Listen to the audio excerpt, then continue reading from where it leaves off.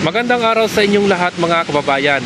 So update naman tayo ngayon dito sa Uni5 Grand Central Station. So bali mga kababayan, ground shot muna yung ating gagawin sa ngayon. Dahil nga sa medyo malakas pa rin yung hangin at pabugso-bugso pa rin yung pag-ulan. So nandito tayo mga kababayan sa footbridge. Bali ito yung nasa tapat nitong EDSA. At nasa harapan naman natin yung MRT3, itong kulay puti. At yung nasa gitna naman ng EDSA, yan naman yung LRT1. So ito naman mga kababayan yung mga steel box girder na ginagamit nila dito. So bali nabawasan na yan ng 3 span na install na nila mga kababayan nung mga nakaraang araw. So itong nakikita nyo naman mga kababayan, yan naman yung SM City North EDSA. Kung familiar kayo sa area na yan o familiar kayo dito, yan po yung Sky Garden. Bali, gigibain din yan mga kababayan, malapit ng gibain yan mga kababayan. At idudugtong nga nila dito sa station nitong MRT7 North Avenue. So, Sky Garden yan mga kababayan, yung may mga kahoy na yan na nasa harapan ng SM City.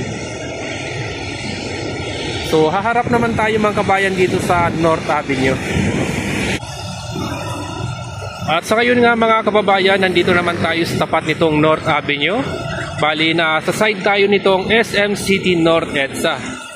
So ayan mga kababayan, karugtong pa rin yan ng Sky Garden. Bali kasama yan mga kababayan sa gigibain nitong SM. Yan o. At pag nagiba na nga yan, tatayo uli sila ng panibagong building.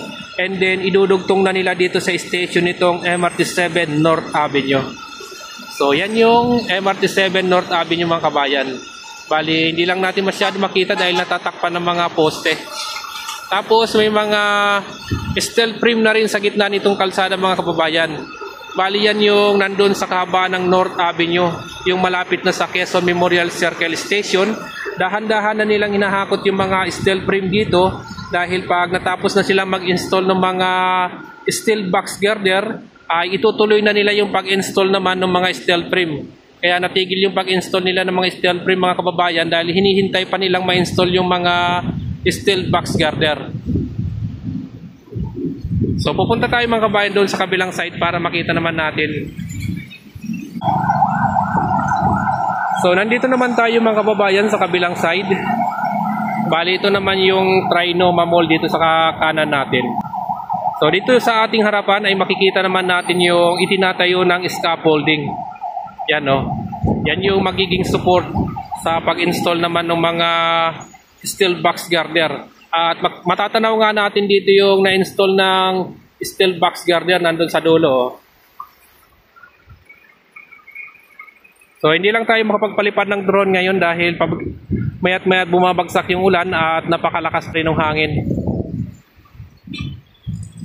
So ito naman yung Uni5. Di na lang natin masyado makita dahil natatakpan itong napakalaking column. Yan o. Uni5. Alright, balik tayo dito sa North Avenue. So yan yung North Avenue mga kabayan. Oh. So pupuntahan naman natin doon mga kabayan sa kabila. Doon naman sa West Avenue. So ito naman mga kababayan yung Uni5 Grand Central Station. Ito yung nasa tapat nitong EDSA. Bali nakita natin to ngayon. Makikita ko sa inyo dahil wala yung trampoline. Tinanggal nila dahil malakas yung hangin. So kung nandito yung trampoline, hindi natin to makikita dahil matatakpan na ito ng trampoline. So yan yung Uni5. Tapos yan naman yung ilalim. Yan naman yung EDSA, yung galing ng Cubao. So pupunta tayo doon mga kabayan sa kabilang dulo, doon sa kanto. So ngayon naman mga kababayan, nandito naman tayo sa kanto nitong West Avenue at EDSA.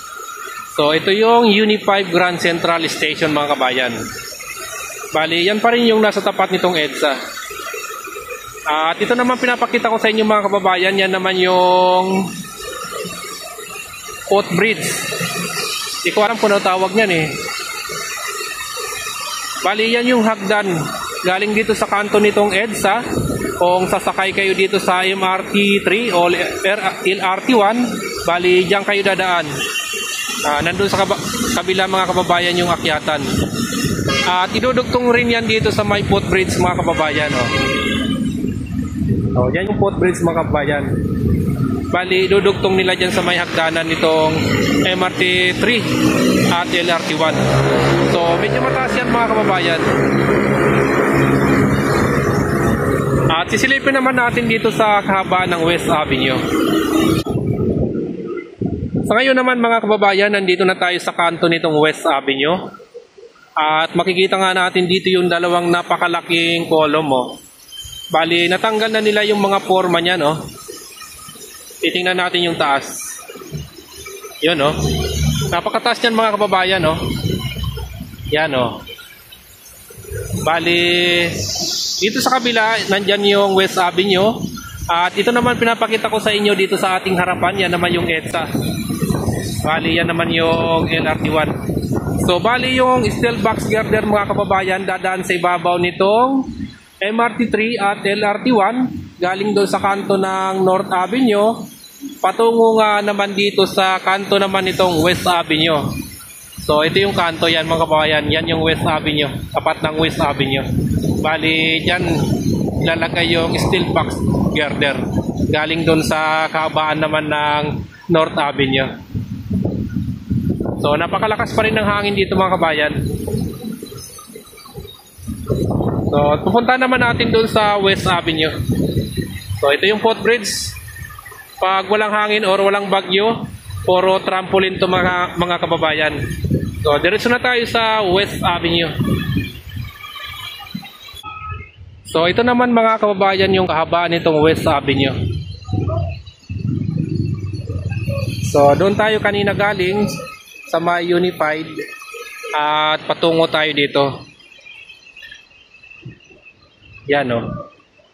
So, dito mga kababayan, kung makikita nyo naman nandun sa dulo, ay tinatanggal na rin nila yung mga scaffolding. Bali, yan yung pinakahuling ginawa nila dito sa kanto ng West Avenue na coping beam. So, malapit na rin nilang matapos pagtanggal ng mga scaffolding.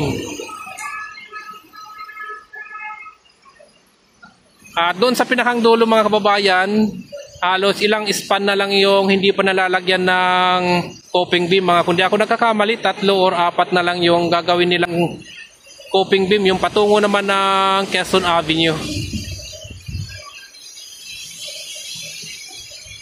So, napakataas rin yan mga kababayan. At noong mga nakaraang araw mga kababayan, daming nakatambak dito mga scaffolding na tinanggal nila. Pero sa ngayon, dahan-dahan na nilang inaalis. Kaya medyo maluwag nitong gitna nitong West Avenue. So, ayan mga kababayan, maraming salamat sa inyong lahat. At sana panoorin nyo rin itong ating ground shot. At siyempre, huwag nyo kalimutan mag-like, share at mag-subscribe sa ating YouTube channel.